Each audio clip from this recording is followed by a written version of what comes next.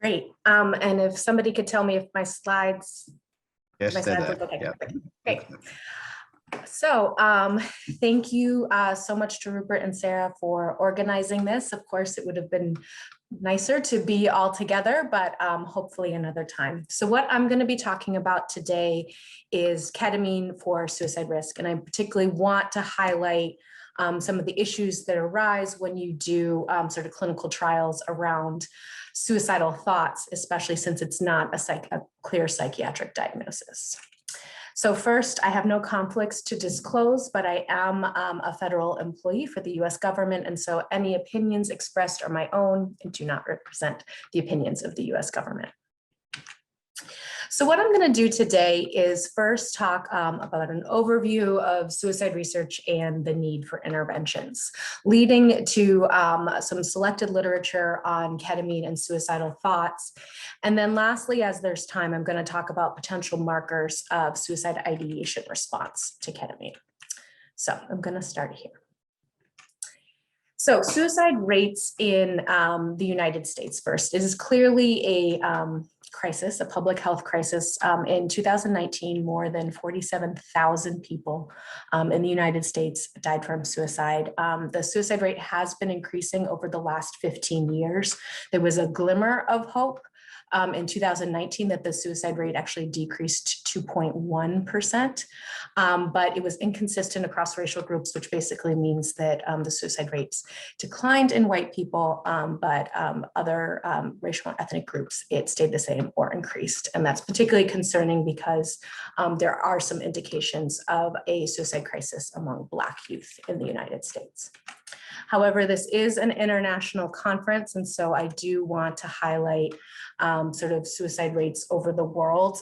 This is from the WHO, and you can see sort of a wide variety of suicide rates according to country.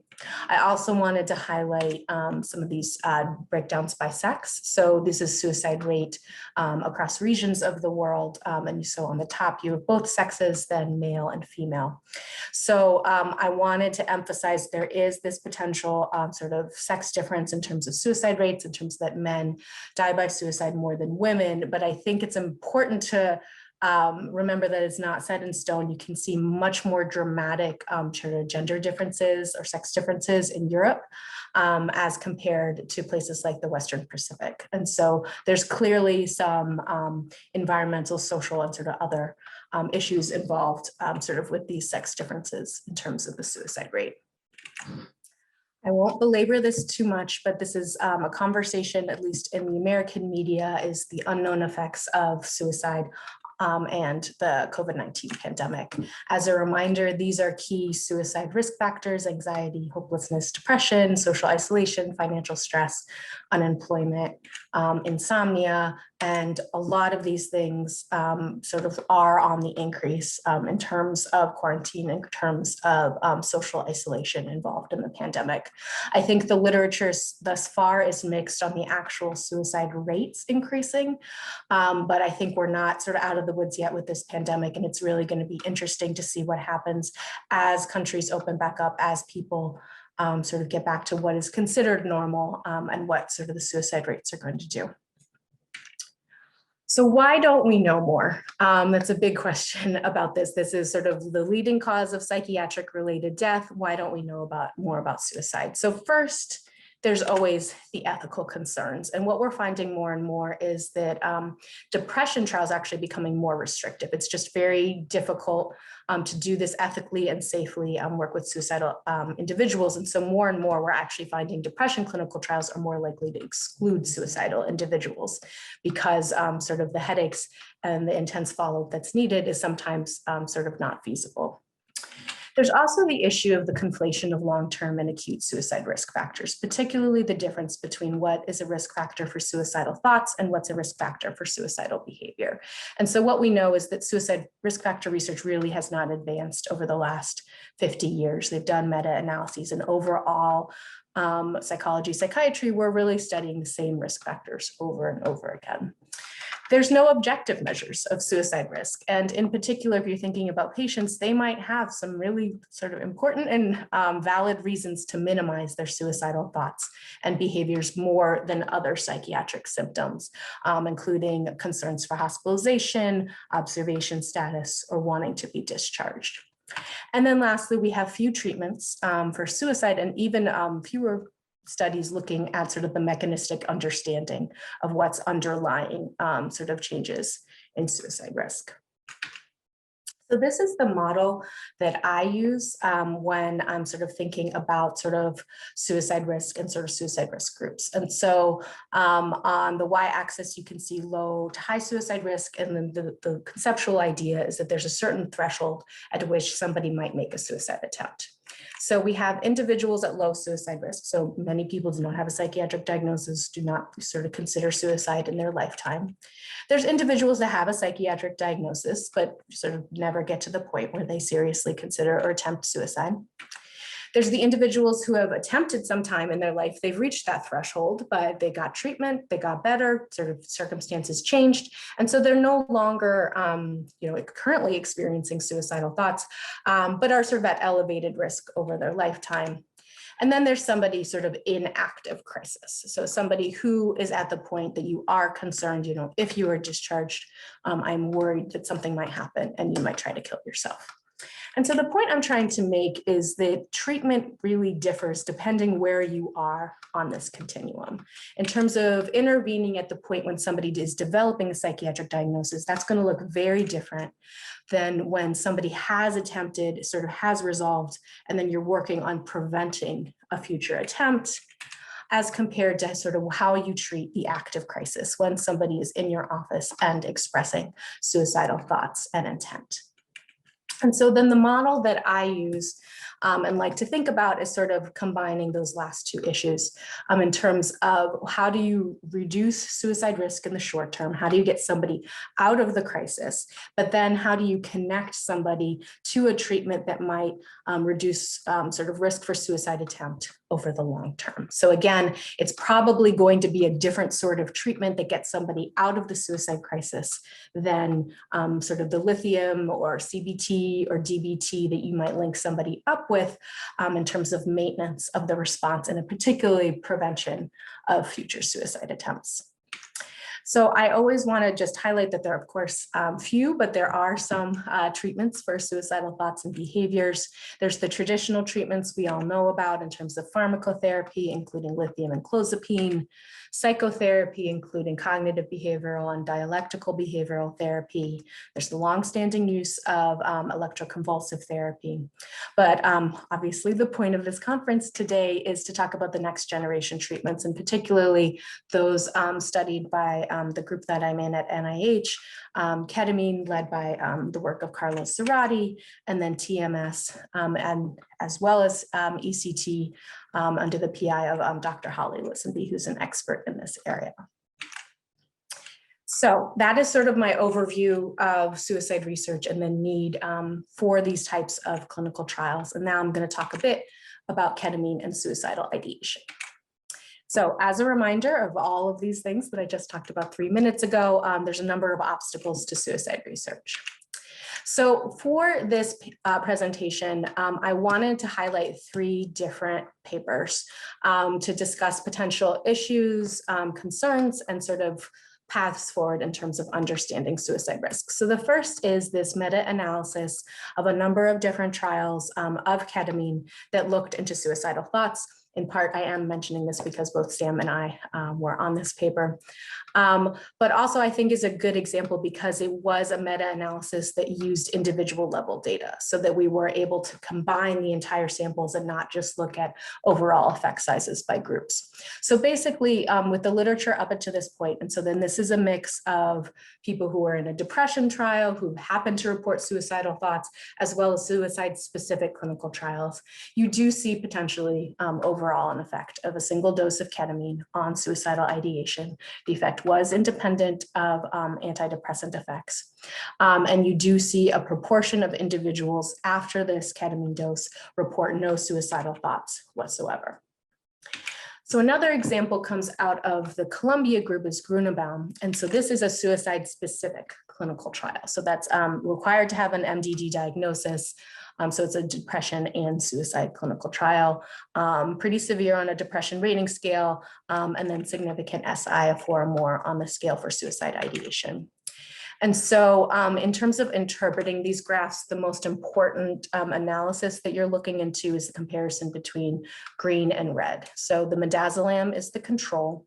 So you can see on the top, so there was 1 infusion of sort of this parallel trial, and then non-remitters in the midazolam group received open label ketamine. And so that's sort of the orange bars. So again, focus on sort of the comparison between the red line and the green line.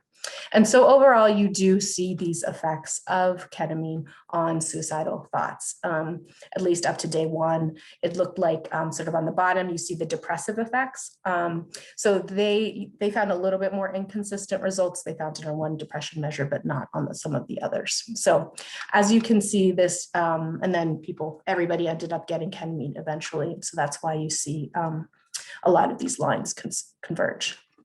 So overall, a promising trial, sort of got a lot of press, and I think was a well-done trial. Another well-done trial that I think about a lot is this trial out of Ionescu's group. This is out of MGH. So this is a multiple dose ketamine randomized clinical trial related to depression and chronic suicidal ideation. So I want to be sort of very clear about what that sort of entails. So that's a depression score over 3 failed trials of an antidepressant medication, and then suicidal thoughts for over 3 months, as measured sort of by the Columbia Suicide Severity Rating Scale, and then sort of current suicidal thoughts. So this study did not find an effect of ketamine on suicidal thoughts, and there did not appear to be much of an effect of ketamine on depression. And so I think it's really important to bring up first, just, this is science, we need to know sort of the mixed literature, but also really think about sort of what patients we're trying to treat and sort of who might be most appropriate for interventions like ketamine. And so I would mention to you all that compared to the depression clinical trials, we have a long established literature on how we think about depression clinical trials, how we do ratings, how we do treatment resistance. Suicide clinical trials, particularly in the pharmacologic realm, are relatively new. And so there's a lot of standards that we don't know yet, we're still working on. So if somebody were to say to me, do you think that ketamine works for suicidal thoughts? I would say, yes, I think it works for some people, but we just need to figure out which people those are. And I think it's just like depression, it's just like other diagnoses that we really need to figure out sort of who does this work best for.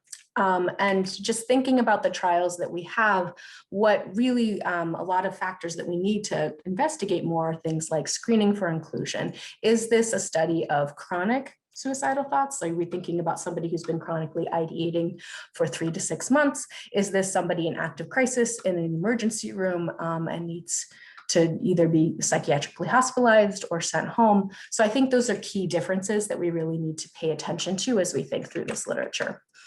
As with all of this rapid antidepressant intervention literature, we need sensitive assessments. A lot of these assessments that we're using in these clinical trials were not designed for these rapid changes. Assessment over time. So we just have to pay attention to which measures we're using and which ones are most appropriate. There's a question of appropriate controls, especially if you're working with a suicidal patient. Is it ethical to give them a placebo and potentially withhold treatment? Usually our ethical review boards have some questions about that. There's also just the aspect that the suicide crisis is quite limited and often resolves very quickly. And so thinking about sort of what's the appropriate assessment window and controls. And then lastly, for the clinicians in the group, what is considered a meaningful suicide ideation response? Does 50% remission of suicidal symptoms, is that clinically meaningful, or are you trying to get sort of suicidal thoughts go to 0? And then the bigger issue is that these studies are all related to suicidal thoughts rather than suicidal behavior. And we don't necessarily know that just by reducing suicidal thoughts, does that prevent somebody from making a suicide attempt. Obviously, we need huge samples in order to evaluate that.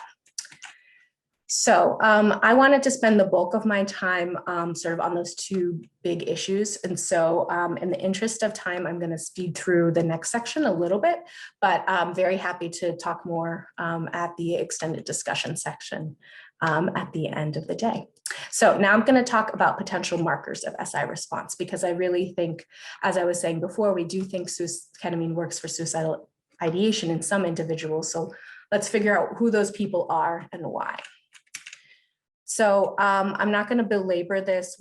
I already talked about the limitations of suicidal ideation as an outcome. Patients have reasons to minimize suicidal thoughts.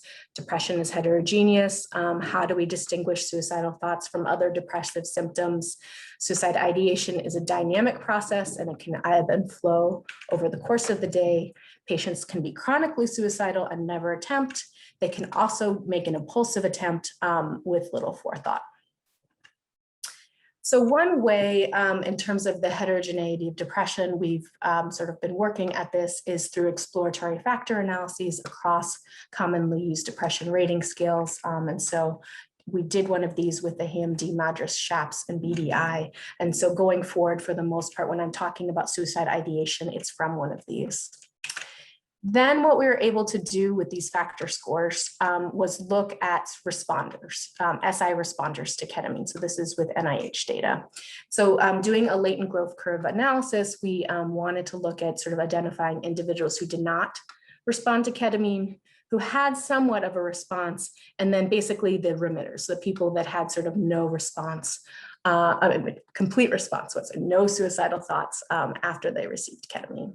And so we're able to identify these three classes. And I want to just mention that this was separate from antidepressant response. Happy to talk through that more, but basically this isn't necessarily sort of the groups you see for antidepressant response to ketamine.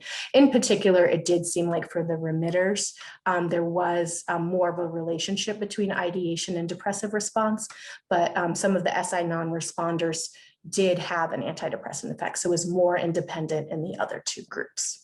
So we did identify these classes of responders, looked at baseline predictors. Basically, we found people with a chronic suicidal thoughts were more likely to be in the non-responder group. People with a history of self-injury were more likely to be in the non-responder group. So thinking about sort of who might be most appropriate for that, that's important to keep in mind. However, we're scientists here, so I do want to say we looked at a lot of factors. So this is sort of all of the different potential markers that we looked at, and then highlighted in red are the ones that were predictive. So I want to sort of be full disclosure, we threw the kitchen sink at this and only found a few factors. And so clearly we need to think about this in new ways to really understand baseline predictors of SI response to ketamine. Then just going to check the time. So I'll sort of go through these, like I said, fairly briefly, but I'm happy to talk about them more. We've looked at PET imaging and suicide ideation response, specifically glucose metabolism in the infralimbic cortex is associated with suicidal thoughts. Depression was not. Metabolism in this area was also associated with ideation decrease after ketamine. We've been doing MEG analyses on gamma power. On the top, you have sort of patterns of activation as related to suicidal ideation. On the bottom, you have depression. So you can see that they are fairly distinct brain areas activated, and worked with Dr. Gilbert in my lab to model connectivity. And again, showing sort of this differentiation between what you find with suicidal thoughts as compared to depression. Another analysis by Dr. Allison Nugent on MEG looked at functional connectivity, looking at a number of factors from this EFA, depressed mood, tension, negative cognition, SI, and amotivation. Actually only found anything related to suicidal thoughts, and the hub area included the left hippocampus, anterior insula, and dorsolateral prefrontal cortex. Sleep is another important risk factor for suicide. We know in terms of United States data that overnight is a particularly high risk time for suicide death. And if you have individuals who are depressed, we know that insomnia is one of the core symptoms of depression, that you do see increased wakefulness over the course of the night. So these two examples are depressed patients and healthy controls. And you do see on the left a lot more wakefulness. So it's over the course of midnight to 5 a.m. You see a lot more wakefulness as compared to individuals without a depression. And so one analysis we did was looking at the sleep quality of depressed ideators. And basically when you put this all into the model, so we have individuals on the left who had suicidal ideation the next day, on the right, individuals who did not. If you put this all into the model, time awake spent at 4 a.m. predicted suicidal thoughts the next day, even when adjusting for depression severity, age, diagnosis, and the like. And what's more relevant is that this relationship between suicidal thoughts and nocturnal wakefulness was shown after the ketamine infusion. So on the left, you have patients with continued suicidal thoughts after ketamine, individuals who had suicidal thoughts, received ketamine, went to sleep that night, woke up and still had suicidal thoughts. So that's the sleep on the left, as you can see, is still fairly disrupted. And then on the right, patients without suicidal thoughts after ketamine, individuals that had suicidal thoughts, went to sleep that night, woke up the next morning, and no longer had suicidal thoughts. And so you can really see this relationship potentially between ketamine and sleep that might be related to the anti-suicidal response of ketamine.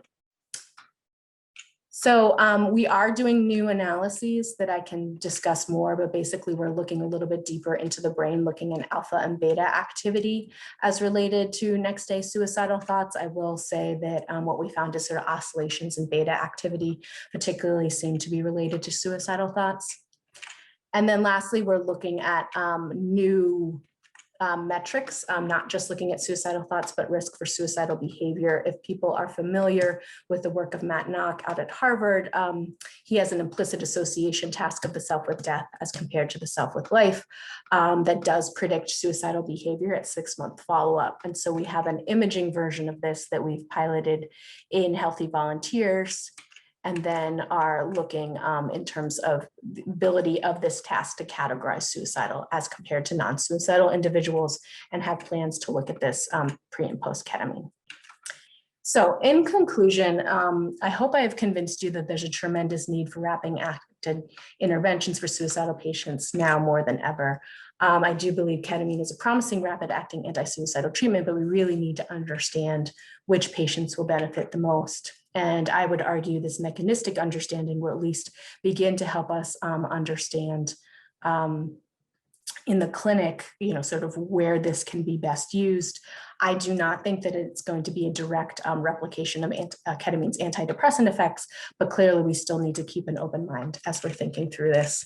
And then because of the audience that's here, I just want to put in a plug for data sharing and registries, especially for these sorts of behaviors that have a low base rate. I think it's particularly important that we think about how we can share our data and really be able to understand sort of the long-term impact of ketamine and related compounds. So I want to say thank you and sort of to everybody that sort of worked in this group and for this opportunity to present.